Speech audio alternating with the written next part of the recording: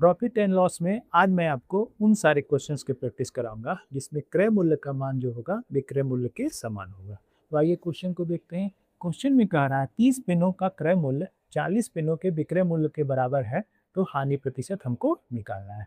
ठीक है, क्वेश्चन में दिया हुआ है 30 पेनों का क्रय मूल्य यानी कि सीपी 40 पेनों के विक्रय मूल्य यानी कि एसपी के बराबर है, तो हमको हानि का प्रतिशत निकालना है। ये 0 से 0 कैंसिल हो गया।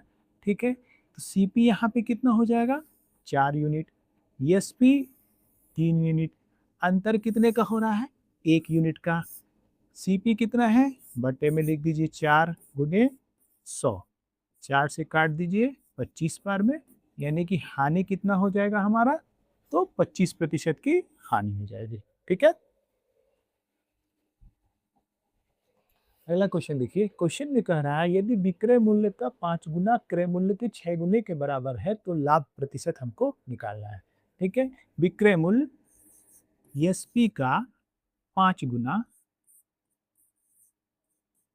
क्रय मूल्य यानी सीपी का 6 गुने के बराबर है, तो हमको लाभ निकालना है। देखिए यहाँ पे एसपी कितना है, तो एसपी आपका है 6 यूनिट, सीपी कितना है 5 यूनिट, अंतर कितने का हो रहा है, अंतर 1 यूनिट का हो रहा है। सीपी आपका कितना है बटा 5 गुने 100, 5 से काट दीजिए ये 20 बार में। ठीक है, यानी यहाँ पे लाभ प्रतिशत का मान कितना हो जाएगा। ठीक है, अगला क्वेश्चन में क्या कह रहा है, यदि 120 वस्तुओं का विक्रय मूल्य 90 वस्तुओं के क्रय मूल्य के बराबर है तो अनुमानित हानि या लाभ प्रतिशत हमको निकालना है। ठीक है, देखिए क्वेश्चन में दिया हुआ है 120 वस्तुओं का विक्रय मूल्य यानी कि एएसपी 90 वस्तुओं के क्रय मूल्य यानी कि सीपी के बराबर है।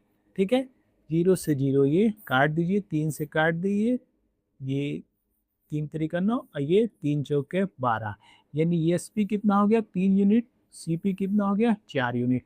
ठीक है, अब देखिए एसपी कम है, ठीक है, सीपी ज़्यादा है, तो यहाँ पे क्या हो जाएगा लॉस हो जाएगा। लॉस कितने यूनिट का हो रहा है, तो 1 यूनिट का।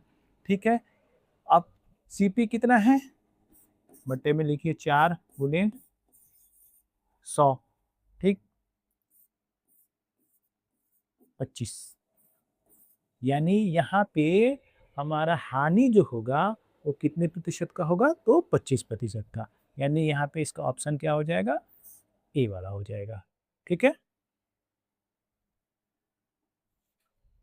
अगला क्वेश्चन देखिए। क्वेश्चन में क्या कह रहा है, क्वेश्चन में कह रहा है एक दुकानदार ने 2 वस्तुएं बेची, पहली वस्तु का जो विक्रय मूल्य है दूसरी वस्तु के क्रय मूल्य के बराबर है। उसने पहली वस्तु को 25% के लाभ पर और दूसरी वस्तु को 15% की हानि पर बेचा, उसका कुल लाभ या हानि प्रतिशत कितना है हमको निकालना है। ठीक है, क्वेश्चन में दिया जा रहा है कि पहली वस्तु का विक्रय मूल्य है दूसरी वस्तु के विक्रय क्रय मूल्य के बराबर है, तो पहली वस्तु का विक्रय मूल्य यानी कि SP1, दूसरी वस्तु के क्रय मूल्य यानी कि CP2 के बराबर है। ठीक है, अब कह रहा है पहली वस्तु को 25% के लाभ पे बेचा जा रहा है। पहली वस्तु को 25% के लाभ, 25% का जब हम फ्रैक्शन चेंज करेंगे तो ये हो जाएगा 1/4। ये आपका पहली वस्तु है तो इसको CP1 लिख दीजिए।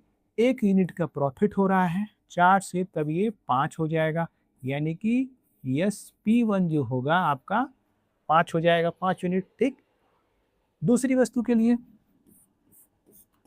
दूसरी वस्तु के लिए क्या हो रहा है, दूसरी वस्तु को 15% की हानि पर बेचा जाता है, तो 15% का भिन्न में जब हम बदलेंगे, 15% को हम भिन्न में बदलेंगे तो ये हो जाएगा 15/100, 5 से 3 बार में और ये 20, यानी कि ये CP2 जो हो जाएगा 20 यूनिट हो जाएगा।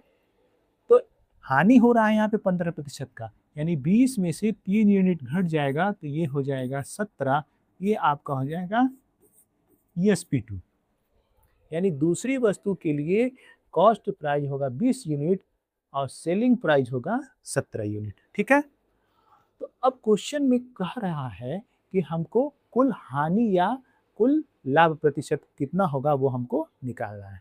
ठीक है, अब देखिए यहाँ पे क्वेश्चन में दिया हुआ है पहली वस्तु का जो विक्रय मूल्य है दूसरी वस्तु के क्रय मूल्य के बराबर है। यस P1 बराबर CP2।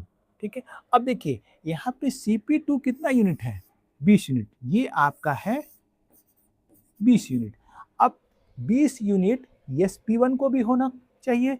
अब SP1 है कितना, SP1 है 5 यूनिट। ठीक है, इसको हमको 20 यूनिट बनाना है, तो हमें क्या करना होगा, CP1 यानी कि पहली वस्तु के क्रय मूल्य का मान अगर 4 है और पहली वस्तु का विक्रय मूल्य SP1 अगर 5 यूनिट है, SP1 का मान 5 यूनिट है, इसको हमको 20 यूनिट बनाना है, यानी कि अब 4 यूनिट से दोनों में हमको मल्टीप्लाई करना होगा।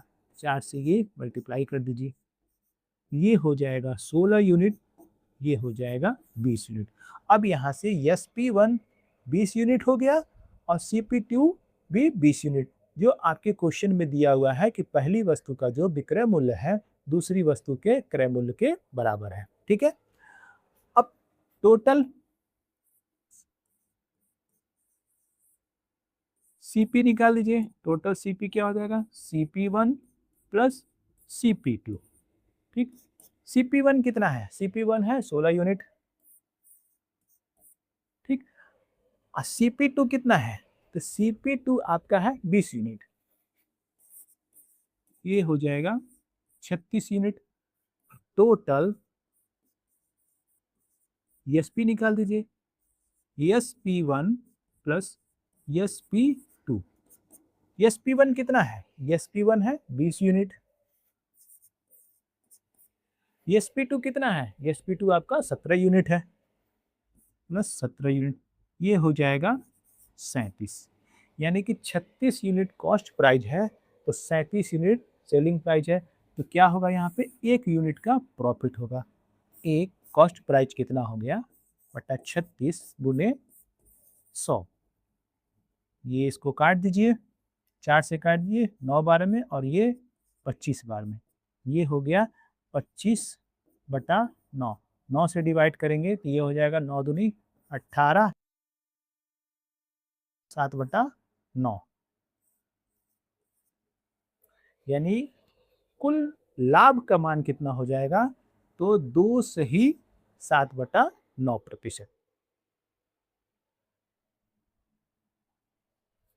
अगला क्वेश्चन देखिए, क्वेश्चन में कह रहा है यदि n पिनों का विक्रय मूल्य 15 पिनों के क्रय मूल्य के बराबर है तो इसमें 50% का लाभ होता है, तो n का मान हमको निकालना है। ठीक है, यह है क्वेश्चन में n पिनों का विक्रय मूल्य, यानी कि SP जो है वो आपके 15 पेनों के क्रय मूल्य यानी कि CP के बराबर है। ठीक है, लाभ कितना हो रहा है, 50%। 50% को जब हम लोग भिन्न में बदलेंगे तो ये हो जाएगा 1/2, यानी CP आपका है 2 यूनिट, 1 यूनिट का प्रॉफिट हो जाएगा तो SP हो जाएगा 3 यूनिट, ये आपका SP है। इस वैल्यू को इसमें रख दीजिए, यानी n गुने 3 बराबर 15। CP कितना है, तो 2 यूनिट है, 3 से काट दीजिए 5 बार में, यानी n इक्वल टू कितना हो जाएगा 10, यानी n की वैल्यू कितनी हो जाएगी 10। आज के लिए बस इतना ही, मिलते हैं अगले वीडियो में कुछ और क्वेश्चंस के साथ।